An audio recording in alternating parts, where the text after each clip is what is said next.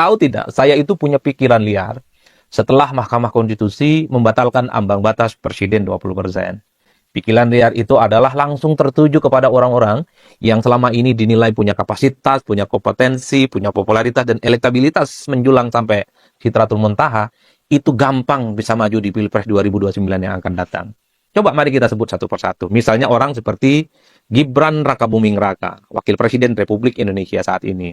Kita tahu bahwa sampai hari ini Gibran itu tidak punya partai. Gibran itu misalnya selalu dikaitkan dengan Golkar, ada juga Gibran misalnya dikaitkan dengan Partai Gerindra.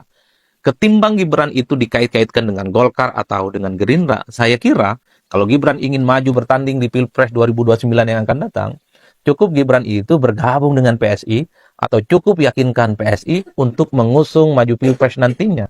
Karena kita tahu bahwa PSI itu adalah partai politik yang paling Gibran Rakabuming Raka, PSI itu adalah partai politik yang paling Jokowi. Dan bahkan kita tahu Ketua Umum PSI itu adalah adiknya Mas Gibran, yaitu Kaisang Pangarap, yang saya kira masih bisa dibicarakan dari hati ke hati soal tiket maju dari PSI. Itu yang saya bayangkan, karena dalam Pilpres itu kan bukan partai yang dilihat. Yang dilihat itu adalah figur, sosok yang kemudian diusung. Per hari ini, saya kira Gibran itu punya modal sosial, punya modal kapital, popularitas, dan elektabilitasnya relatif kompetitif untuk bisa maju di 2029. Sekalipun nanti misalnya yang dihadapi itu adalah orang seperti Prabowo Subianto, dan seterusnya, dan seterusnya. Jadi, itu yang saya bayangkan dengan pikiran-pikiran liar. Jadi Gibran itu cukup bisa maju melalui PSI. Nah, yang kedua, orang seperti Anies Baswedan. Kita tahu bahwa pendukung Anies itu kan selama ini teriak-teriak, Anies dijegal, Anies didolimi, Anies itu kemudian dalam tanda kutip ya dikucilkan secara politik dan seterusnya dan seterusnya. Anies Baswedan tidak perlu lagi capek-capek untuk mendirikan partai politik baru jika ingin maju di 5 tahun yang akan datang.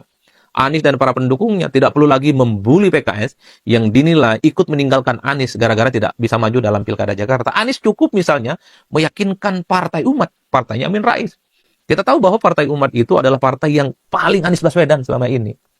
Dengan Partai Umat, Anies sudah bisa maju, mendapatkan tiket. Dan kita tahu bahwa Anies itu adalah orang yang saya kira popularitas dan elektabilitasnya kuat di atas rata-rata, bahkan menjulang sampai langit ketujuh.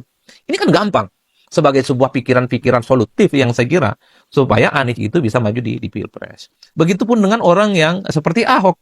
Ahok selama ini adalah sosok yang katanya punya pengikut banyak, punya pendukung banyak, dan adalah sosok yang sangat mungkin dia itu naik kelas menjadi calon pemimpin nasional. Nah, Ahok, kalau kesulitan mendapatkan tiket dari PDIP, bisa maju itu dari partai-partai yang lain, terutama partai non-parlemen yang butuh figur seperti Ahok.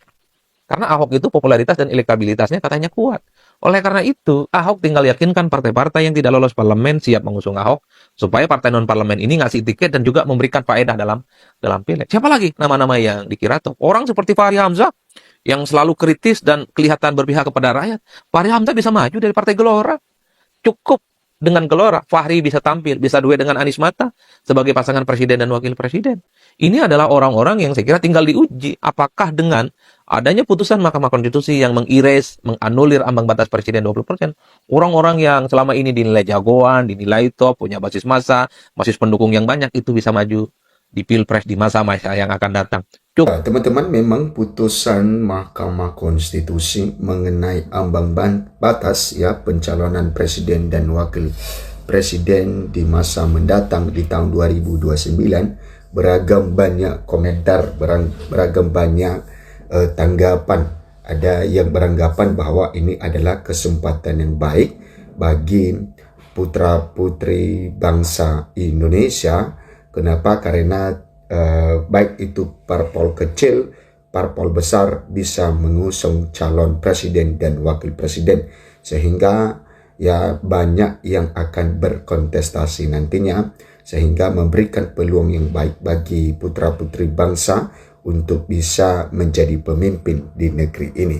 Nah, ada juga yang beranggapan bahwa ini bisa nanti ya seperti Gibran Rakabuming Raka bisa tanpa berkoalisi dengan yang lain, ya pasti maju nyapres ya menjadi calon wakil presiden bisa lewat PSI, di mana di situ ada Ketua Umum Kaisang Pangarep, dan tentu bisa saja juga nanti kita tidak tahu nanti ke depan ya di tahun 2029 nanti ya Gibran bisa menjadi capres maka Kaisang menjadi cawapres. Ya, bisa saja terjadi hal yang seperti itu. Karena kenapa? Ya, PSI sekarang ya dengan adanya putusan Mahkamah Konstitusi itu, maka bisa mencalonkan jagoannya sendiri ya, tanpa bergantung dengan partai-partai lain. Nah, yang menjadi pertanyaannya, apakah masyarakat memilih atau tidak, itu kan nanti ya belakangan. Ya, itu teman-teman, ya banyak tanggapan-tanggapan mengenai ambang batas putusan ini yang dibuat oleh Mahkamah Konstitusi. Nanti kita lihat ke depannya bagaimana situasi politik di negeri ini dengan seperti apa. Oke. Putusan langka MK soal ambang batas presiden tuai ragam tanggapan. Ya, ini kita lihat tanggapan-tanggapan teman-teman, ya. Nah, Mahkamah Konstitusi MK menghapus presidensial threshold atau ambang batas pencalonan presiden 20% kursi DPR hingga semua parpol bisa mengusung capres. Putusan itu menimbulkan beragam tanggapan sebab setelah berkali-kali ditolak, karena ini gugatan ambang batas pencalonan presiden dikabulkan. Gugatan atas pasal 222 Undang-Undang Nomor 7 Tahun 2017 tentang Pemilihan Umum itu diajukan 4 mahasiswa UIN Sunan Kalijaga, Yogyakarta. Keempat mahasiswa tersebut adalah Enika Maya Oktavia, Rizky Maulana Syafi'i, Faisal Nasirul Haq, dan Tesalis Khairul Fatna. Mereka merupakan mahasiswa Fakultas Syariah dan Hukum UIN Sunan Kalijaga, Jogja. Nah, putusan perkara nomor 62 itu dibacakan di Gedung MK Jakarta Pusat Kamis 2 Januari. MK mengabulkan permohonan yang pada intinya menghapus ambang batas pencalonan presiden. Nah, menyatakan norma pasal 222 Undang-Undang Nomor 7 Tahun 2017 tentang Pemilihan Umum Lembaran Negara Republik Indonesia tahun 2017 nomor 182 tambahan Lembaran Negara Republik Indonesia nomor 6109 bertentangan dengan Undang-Undang Dasar Negara Republik Indonesia tahun 1945 dan tidak mempunyai kekuatan hukum mengikat, kata Ketua MK Suhartoyo. Nah, pemerintah hormati putusan MK. Nah, kita lihat bagaimana dengan tanggapan dari pemerintah di sini, teman-teman, atas putusan MK ini. Menteri Koordinator atau Menko Hukum, HAM, Imigrasi dan Permasyarakatan Yusril Iza Mahendra menyampaikan pemerintah menghormati putusan MK tersebut. Yusril menegaskan putusan MK bersifat final dan juga mengikat. Sesuai ketentuan pasal 24C Undang-Undang 45, putusan MK adalah putusan pertama dan terakhir yang bersifat final dan mengikat, final and binding, kata Yusril melalui keterangan tertulis Jumat 3 Januari 2025. Kemudian, Yusril menuturkan pemerintah menghormati putusan MK tanpa dapat melakukan upaya hukum apapun. Yusril mengungkit permohonan Judicial Review JR untuk menguji ketentuan pasal 222 Undang-Undang Pemilu itu telah dilakukan lebih dari 30 kali dan baru dikabulkan saat ini.